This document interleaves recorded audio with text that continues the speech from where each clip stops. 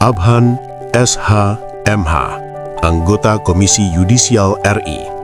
Menjaga demokrasi, merawat etika, jejak panjang Abhan dari Bawaslu ke Komisi Yudisial. Nama Abhan SH MH telah lama tercatat dalam peta penting demokrasi dan hukum Indonesia. Ia bukan politisi, tetapi kiprahnya kerap berada di jantung proses politik dan penegakan hukum nasional. Dari dunia advokasi, memimpin Badan Pengawas Pemilu, Bawaslu RI, hingga kini menjadi anggota Komisi Yudisial Republik Indonesia. Abhan konsisten mengambil peran sebagai penjaga integritas institusi negara. Abhan lahir di Pekalongan, 12 November 1968. Kota pesisir Jawa Tengah itu menjadi titik awal perjalanan hidupnya sebelum melangkah ke dunia hukum nasional. Ia menempuh pendidikan sarjana hukum di Universitas Pekalongan, lalu melanjutkan studi magister ilmu hukum di Universitas Islam Sultan Agung Unisula, Semarang. Ketertarikan Abhan pada hukum bukan semata soal profesi, tetapi panggilan nilai. Sejak awal 1990-an, ia memilih jalur advokasi. Pada 1992, Abhan mendirikan dan mengelola kantor hukum Abhan & Partners, menangani beragam perkara hukum dan konsultasi legal. Puluhan tahun bersentuhan langsung dengan persoalan masyarakat, membentuk pandangannya bahwa hukum harus hadir untuk melindungi, bukan menakutkan.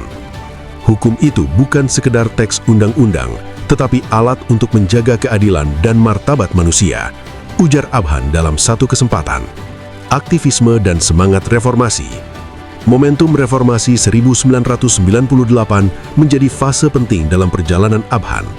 Ia terlibat aktif dalam gerakan masyarakat sipil, termasuk dalam Komite Penyelidikan dan Pemberantasan Korupsi, Kolusi, dan Nepotisme di Jawa Tengah.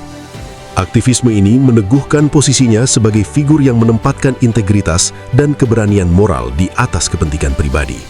Dari sinilah pandangan Abhan tentang demokrasi terbentuk secara utuh. Demokrasi bukan hanya soal pemilu, tetapi tentang sistem yang harus diawasi agar tidak menyimpang dari nilai keadilan. Kepercayaan publik terhadap Abhan mencapai puncaknya ketika ia terpilih sebagai Ketua Bawaslu RI periode 2017-2022. Masa kepemimpinannya bertepatan dengan salah satu periode paling dinamis dan menegangkan dalam sejarah pemilu Indonesia, termasuk pemilu serentak dan Pilpres 2019. Di bawah kepemimpinannya, Bawaslu tampil lebih progresif dan tegas. Lembaga pengawas pemilu itu tidak hanya mencatat pelanggaran, tetapi aktif menegakkan hukum pemilu dan memperjuangkan keadilan elektoral. Abhan berulang kali menegaskan bahwa tugas Bawaslu adalah menjaga hak konstitusional rakyat. Pemilu yang jujur dan adil bukan hanya kebutuhan politik, tetapi syarat utama demokrasi yang sehat, tegasnya. Dalam perselisihan hasil pemilu di Mahkamah Konstitusi, Bawaslu di bawah komandonya hadir dengan data dan fakta lapangan yang terukur. Sikap Abhan jelas, independen, profesional, dan tidak tunduk pada tekanan politik manapun. Dari pengawasan pemilu ke etika hakim. Setelah menuntaskan masa jabatan di Bawaslu, Abhan kembali dipercaya negara. Pada Desember 2025, ia resmi dilantik sebagai anggota Komisi Yudisial RI periode 2025-2030 dan mengucapkan sumpah jabatan di Istana Negara di hadapan Presiden Republik Indonesia. Peralihan dari Bawaslu ke KY bukan sekedar pergantian jabatan, melainkan kelanjutan misi. Jika di Bawaslu, ia menjaga integritas demokrasi elektoral, maka di KY, ia bertugas menjaga etika dan perilaku hakim, fondasi keadilan peradilan. Putusan pengadilan boleh berbeda, tetapi integritas hakim tidak boleh diperdebatkan, kata Abhan. Dalam uji kelayakan dan kepatutan di DPR RI, Abhan mendorong penguatan sinergi antara Komisi Yudisial dan Mahkamah Agung, peningkatan transparansi penanganan laporan masyarakat, dan pengawasan berbasis teknologi dan data. Abhan dikenal memiliki gaya kepemimpinan yang tenang, argumentatif, dan berbasis hukum.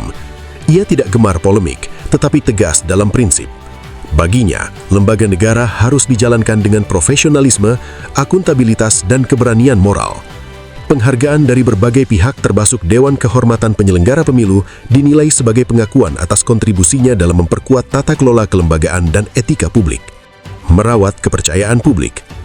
Kini, sebagai anggota Komisi Yudisial RI, Abhan menghadapi tantangan besar, menjaga kepercayaan publik terhadap lembaga peradilan di tengah sorotan masyarakat yang semakin kritis. Namun, rekam jejaknya menunjukkan satu benang merah yang konsisten, komitmen menjaga integritas negara melalui hukum dan etika. Negara ini kuat bukan karena kekuasaan, tetapi karena kepercayaan rakyat terhadap hukum dan keadilan, ujarnya.